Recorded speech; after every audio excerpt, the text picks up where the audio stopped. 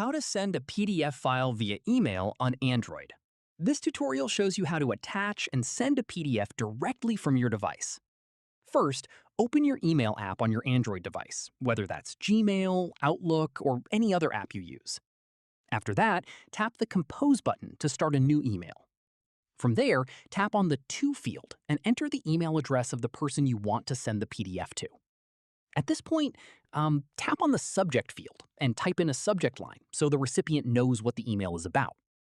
In the next step, tap the Attachment icon, which usually looks like a paperclip, and select Attach File.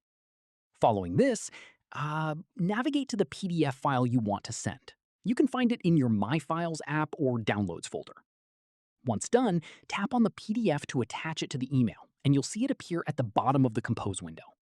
From here, tap on the body of the email and add any message you want to include along with the file.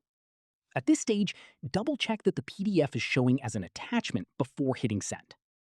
Finally, tap the Send button and your email along with the PDF will be on its way to the recipient instantly. And that's it.